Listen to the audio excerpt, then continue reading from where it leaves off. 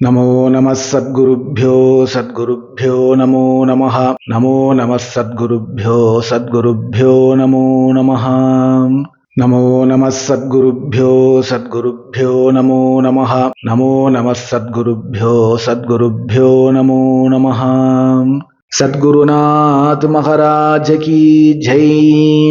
गोपिका जीवन स्मरणं गोविंदा गोविंदा। ராதே கிருஷ்ணா.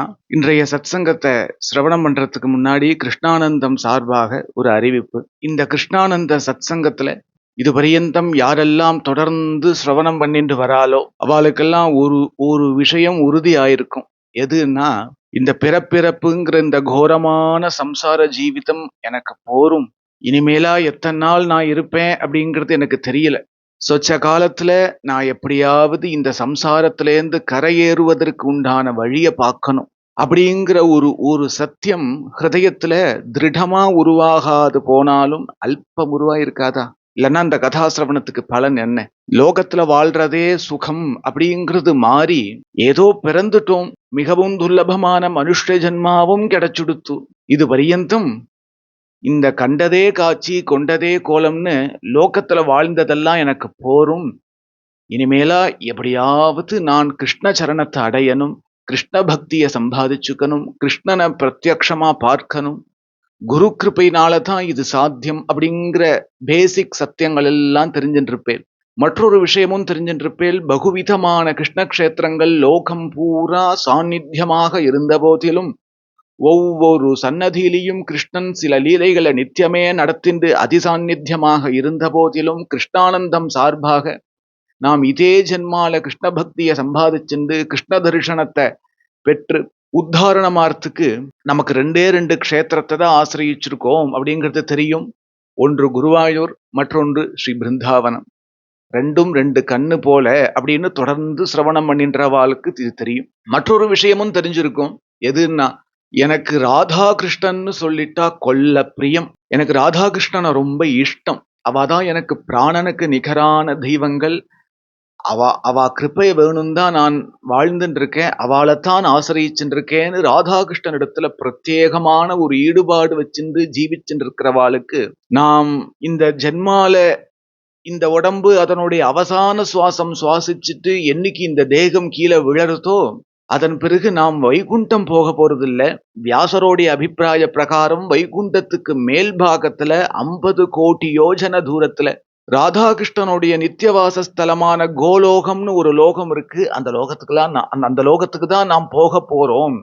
அங்க போய் அங்க இருக்கக்கூடிய கோடிக்கணக்கான கோபர்களும் கோபிகள்லையும் ஒருத்தராக நாம் பிறக்க போறோம். அப்படி பிறந்து அங்க இருக்கிற ராதாகிருஷ்ணனுக்கே நித்திய தரிசனம் பண்ணிண்டு நித்திய கைங்கரியம் பண்ணிண்டு இந்த சம்சாரத்திலேருந்து நித்திய நிரந்தரமாக விடை பெற்ற போறோம். இப்படிங்கிற இந்த 3 சத்தியமும் உங்களுக்கு இது பரியந்தம் கிருஷ்ணானந்தத்தை தொடர்ந்து சிரவணம் பண்ணிட்டு வந்தவாளுக்கு புரியும். இது உங்களுக்கு தீவிரமா இருக்கானா, சத்தியமா இருக்கானா, வெளியில நம்மளை பத்தி கிருஷ்ண டிவோட்டீஸ்னு காமிச்சுக்கணும் அப்படிங்கிறது இல்லாதபடி நமக்கு நாமே உத்தாரணமானுங்கிற சத்தியமான எண்ணம் ஹிருதயத்துல இருக்கும் பட்சத்தில் இந்த கிருஷ்ணானந்தத்தோட சேர்ந்து பயணிக்க விருப்பப்பட்டால் இங்கேயோ என்னுடைய வாட்ஸ்அப் நம்பர் இருக்கும். அந்த வாட்ஸ்அப் நம்பர்ல கிருஷ்ணானந்தம் வாட்ஸ்அப் சேனல் லிங்க் அனுப்புங்கோ அப்படின்னு டைப் பண்ணி அனுப்புங்கோ.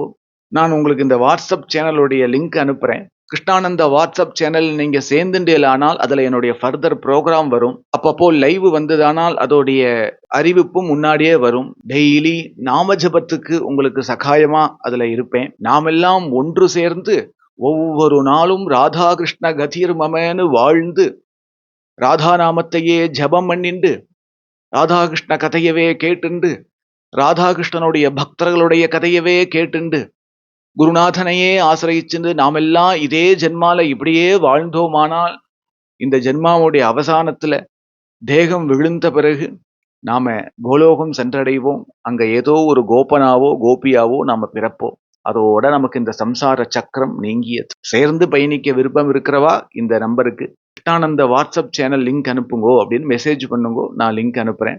அப்புறம் ஒரு சிறிய விண்ணப்பம், ரொம்ப ரொம்ப ரொம்ப அவசியமா இருந்தால் எனக்கு கால் பண்ணுங்கோ. மற்றபடி கால் பண்ணாதே. 2 விஷயம். ஒன்று, இது பக்கா கிராமம், டவர் கிடைக்கிறது ரொம்ப சிரமமா இருக்கு. ரொம்ப கத்தி கத்தி பேச வேண்டியதா இருக்கு. எனக்கு பொதுவா பிரகிருத்தேன கத்தி பேசுறது சுபாவம் இல்ல. பின்ன 2வது காரியம், நான் எப்போ ஜெபத்துல இருப்பேன், எப்போ ஜெபத்திலேருந்து வெளியில வருவேன், எப்போ தியானத்துல இருப்பேன், எப்போ முடியும், எப்போ நான் சன்னதி கைங்கரியத்துக்கு போவேன், இதெல்லாம் எனக்கே தெரியாது. நான் இது டைம் பார்க்கறதுக்காக பக்கத்துல செல்போன் வச்சிருப்பேன் அவ்வளவுதான். அதனால மேக்ஸிமம் ஒரு பெரிய சகாயமா கேட்கிறேன். என்ன வேணாலும் எனக்கு மெசேஜ் பண்ணுங்கோ. டைப் பண்ணி மெசேஜ் அனுப்புங்கோ. வாய்ஸ் மெசேஜ் அனுப்புங்கோ. நீங்க 1 மணி நேரத்துக்கு வாய்ஸ் மெசேஜ் அனுப்பிச்சாலும் நான் கேட்பேன். பிடிஎஃப் ஃபைலாக டைப் பண்ணி நீங்க மெசேஜ் அனுப்பிச்சாலும் படிப்பேன். கால் பண்ண வேண்டாம் அப்படிங்கிறது ஒரு வினயமான ரிக்வெஸ்ட். இதுல எல்லாரும் குபு குபு குபு குபுன்னு வந்து சேராதீங்கோ இந்த குரூப் லிங்க்ல. ஒரு நிமிஷம் யோசிங்கோ. ஒரு நாள் யோசிங்கோ. நம்ம ஹிருதயத்துல ராதாகிருஷ்ணன்னு சொன்னா புடிக்கிறதா? ருச்சிக்கிறதா? நமக்கு அவாதான் கதின்னு இந்த ஜென்மா பூரா வாழ முடியுமா? அப்படிங்கிறதெல்லாம் யோசிங்க. எனக்கு கிருஷ்ணனிடத்திலேருந்து எதுவும் வேண்டாம், கிருஷ்ணன் தான் வேணும்னு சத்தியதா நினைக்கிறீங்களா? யோசிங்க. இவ்வளவும் சரியா உங்களுக்கு இருக்கும் பட்சத்துல நீங்க சுதந்திரதா பயணிக்கலாம். ஆனாலும் கிருஷ்ணானந்தத்தோட சேர்ந்து பயணிக்க ஆசைப்பட்டால் மாத்திரம் இந்த வாட்ஸ்அப் நம்பர்ல Krishnanandam WhatsApp channel link அனுப்புங்கோன்னு message அனுப்புங்கோ. நான் அனுப்புறேன். 1க்கு 10 முறை யோசிச்சுக்கோங்க. ஏன்னா இது எல்லாரும் சேர்ந்து ஏதோ பொழுதுபோக்குற அரட்டை அடிக்கிற சத்சங்கமாக இந்த வாட்ஸ்அப் சேனல் இருக்காதுங்கிறது இப்ப கேட்டு இருக்கிறவாளுக்கு எல்லாமே தெரியும். நாம் பிரவச்சனத்திலேயே அனாவசியமான லோக காரியங்கள்லாம் சொல்றது இல்லைங்கிறதும் உங்களுக்கு புரியும். தொடர்ந்து இன்றைய சத்சங்கத்தை கேளுங்கோ. இன்னொரு லீலையை கூட சொல்றேனே. மற்றொரு சமயம் குருவாயூர்லேருந்து ஒரு 18, 19 கிலோமீட்டர் தூரத்துல ஒரு ஊர்ல ஒரு குடிசையில ஒரு ஏழை பிராமண ஸ்திரீ வாழ்ந்து வரா. அநாதை. கண்ணுக்கு எட்டின தூரம் வரையா ஒரு சொந்த பந்தம் கிடையாது. அநாதை. அவளுக்கு ஒரு உபாசனா முறை உண்டு. ஸ்ரீமத் பாகவத பாராயணம் தான் அவளுடைய உபாசனா முறை. நித்தியம் பிரம்ம முகூர்த்தத்துல எழுந்துடுவா. எழுந்து ஸ்நானம் பண்ணி நெத்தி இட்டுண்டு துளசி மணி மாலை கழுத்துல போட்டுண்டு கோபி சந்தனை இட்டுண்டு அவ ஆத்துல பூஜை ரூம்ல ஒரு குருவாயூரப்பனுடைய போட்டோ இருக்கும். அதுக்கு முன்னாடி ஒரு விளக்கேத்தி வச்சுட்டு அதுக்கு முன்னாடி உட்காந்துட்டு பாகவத பாராயணம் படிக்க ஆரம்பிப்பா. அவளுடைய சங்கல்பம் என்னன்னா 30 நாளைக்கு ஒரு முறை சம்பூர்ணதா பாகவத பாராயணம் முடிச்சு அந்த பாகவத பாராயண பலனை அப்படியே எடுத்துட்டு போய் குருவாயூர் க்ஷேத்திரத்துல கிருஷ்ணன் குருவாயூரப்பனை பார்த்து அவனுடைய சரணத்துல சமர்ப்பிக்கணும். யாருக்கும் நான் பாகவத பாராயணம் பண்ணிட்டு இருக்கேன் ஆத்துல அப்படி எல்லாம் ஒன்னும் சொல்லல, எனக்கு பாகவத பாராயணம் பண்ண தெரியும், என்ன வேணா சித்த கூப்பிடுறேலா அப்படின்னு யார்ட்டையும் போய் கேட்கல. ஒன்னும் இல்ல, ஒரு விளம்பரம் இல்ல. அவ இருக்கிறதே பல பேருக்கு தெரியாது. இப்படிதான் பாகவத பாராயணமே பண்ணிட்டு இருக்கிறது அவளுடைய நித்திய உபாசனை. அதை விட மாசத்துக்கு ஒரு முறை பாகவதத்தை பூர்த்தி பண்ணி அதன் பலனை இவ நடந்தே குருவாயூர்ல போய் அந்த குருவாயூரப்பனை தரிசனம் பண்ணி அவ சரணத்துல சமர்ப்பிச்சுட்டு வருவா. ஆனந்தம் அடைவா. ஏதோ ஒரு வேளை சாப்பிடறதுக்கு ஏதோ அவளுக்கு கொஞ்சம் வருது, அது சாப்பிட்டு இருப்பா. அவளைதான். இப்படியே இருக்க கிட்டத்தட்ட 35 வருஷம் ஆச்சு. வயசு 72 ஆயிடுத்து அந்த பிராமண ஸ்திரீக்கு. யாரும் பாத்துக்கிறதுக்கு இல்லை. ஏன்னா நமக்கும் அதுதான் கதி. நம்மளெல்லாம் வயசான காலத்துல அவன் என்ன பார்த்துப்பான், இவன் என்ன பார்த்துப்பான், எனக்கு என் ஒய்ஃப் இருக்கா என்ன பார்த்துப்பா, எனக்கு என் கணவர் இருக்கா என்ன பார்த்துப்பா அப்படின்னு, இல்லைன்னா இது நிறைய சேர்த்து வச்சிருக்கோம் அது என்ன பார்த்துக்கும் அப்படி எல்லாம் நினைச்சு வாழ்றோம் இல்லையா?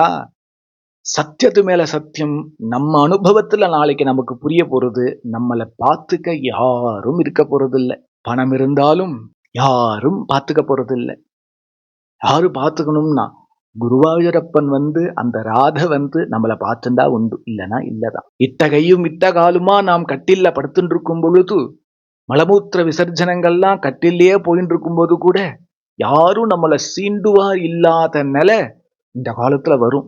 செத்து போனா கூட புள்ள அமெரிக்கால இருந்து வர முடியாது. வீடியோ கால்லயே சம்ஸ்காரம் பண்றவாள்லாம் உண்டு. கர்ண மந்திரம் யாரு காதுல சொல்லுவா? அதுவும் உயிர் இருக்கும் போதே சொல்லணுமே. யாருக்கு மந்திரம் தெரியும்? யாரு சொல்ல போறா? இப்ப என்னன்னா இருக்கிறதுக்குள்ள ஒரு மகாத்மாவை ஆசிரயிச்சு பகவன் நாமத்தை உபதேசம் வாங்கிண்டு எப்பவும் கிருஷ்ண நாமத்தையே ஜபம் பண்ணிண்டு கிருஷ்ண கதையவே கேட்டுண்டு அப்படியே இருந்தோமானால் நம்ம அந்திம காலத்துல ராதையும் கிருஷ்ணனும் குருவாயூரப்பனும் நம்மளை பார்த்துப்பான். கிருஷ்ண கதைக்குன்னு எங்கும் அலைய வேண்டாம். உங்க ஊர்ல பக்கத்துல நடந்தா நேரா போய் கேளுங்கோ. அப்படி இல்லையா, இந்த கிருஷ்ணானந்த சத்சங்கம் இன்னும் நிறைய சத்சங்க சேனல் இருக்கு. உங்க ஆத்துல ஏகாந்தமா உட்காந்துட்டு டெய்லி ஒரு 1/2 மணி நேரம் கிருஷ்ண கதை கேட்கலாம். திரும்ப திரும்ப திரும்ப கேட்கலாம். பின்னாடி இந்த சத்சங்க சேனல்ல பாகவதம் விஸ்தாரமா வரப்போறது. கிட்டத்தட்ட 200 நாள் சொல்லி பாகவதம் வரப்போறது. அதுக்கு முன்னாடி ராதாகிருஷ்ண சரித்திரம் வரப்போறது. போருமே, ஒரு நாளைக்கு காத்தால 1/2 மணி நேரம், சாயங்காலம் 1/2 மணி நேரம் போரும். அப்ப எப்பவும் கிருஷ்ண கதையே கேட்டுட்டு இருக்க வேண்டியது. இப்படி இருக்க இந்த பொண்ணு, இப்போ இந்த பெண்மணிக்கு 72 வயசாயிடுத்து. மூட்டு ரெண்டும் நடக்க முடியல. மூட்டு ரெண்டும் நடக்க முடியாம படுத்துட்டு இருக்கா. அவ ஆத்துக்குள்ளேயே ஒரு 2-3 ஸ்டெப் எடுத்து வைப்பா. அதுக்கு மேல கால் வலி வந்துடும், உட்காந்துடுவா. இப்படியே இருக்க 1 மாசம் ஆயிடுத்து. பாகவதம் பூர்ணமா பாராயணம் பண்ணிவிட்டா. இப்ப போய் குருவாயூரப்பனுக்கு சமர்ப்பிச்சாகணுமே. எப்படி சமர்ப்பிக்கிறது? நடக்க முடியல. உடனே அவ நினைக்கிறா, ஐயோ கிருஷ்ணா, இந்த பாகவத பாராயண பலனை ஓ சன்னதில ஒப்படைக்கணுங்கிறது வழக்கமாச்சே.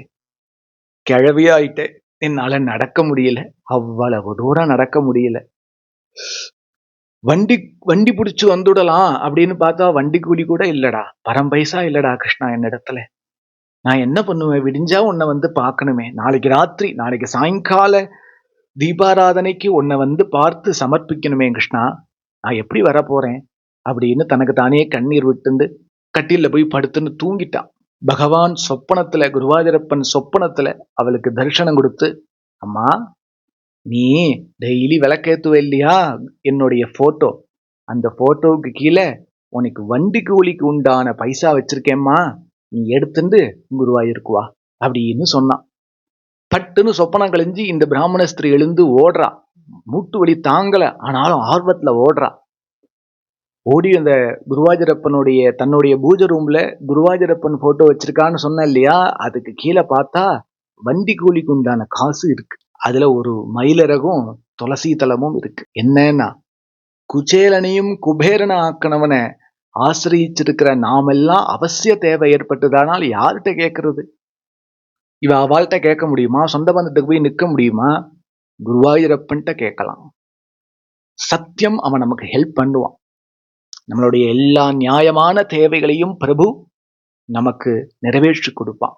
இதுவும் இப்ப இந்த 2 பக்தர்களுமே குருவாயூர் க்ஷேத்திரமே கதி, குருவாயூரப்பனே கதின்னு வாழ்ந்தவர்கள். சிறிய வயசுலயே அப்படி ஆசிரியிச்சுட்டான். இப்படி 2 அதிசயமான ஆச்சரியமான சரித்திரத்தை சிரவணம் பண்ணோம். இனி வரக்கூடிய 2-3 சத்சங்கள்லாம் கூட இது மாதிரி குருவாயூரப்பனே நடத்திய அற்புதமான லீலைகளை சிரவணம் பண்ணுவோம். அதற்கு பிறகு நாம் அந்த ராதாகிருஷ்ண சரித்திரத்தை விஸ்தாரமாக இந்த கிருஷ்ணானந்த சேனல்ல ஆரம்பிச்சு பார்க்க போறோம். ராதை யாரு, கிருஷ்ணன் யாரு, இவா 2 பேரும் பூலோகத்துக்கு எப்படி வந்தா, இவாளை பத்தி எல்லாம் வியாசர் சொல்லியிருக்காரா? நாங்கெல்லாம் பாகவதத்தை ஆசிரியிச்சிருக்கிறவா. அந்த பாகவதத்தை சொன்னது வியாசர். அந்த வியாசர் ராதையை பத்தி ஏதாவது சொல்லியிருக்காளா, இல்ல இது கற்பனை கேரக்டர் தானா அப்படிங்கிறதெல்லாம் தெரிஞ்சுக்கணும் இல்லையா? அதெல்லாம் இந்த கிருஷ்ணானந்த சேனல்ல பார்ப்போம். சத்குருநாத் மகாராஜ கி ஜெய். கோபிகா ஜீவனஸ்மரணம் கோவிந்தா கோவிந்தா.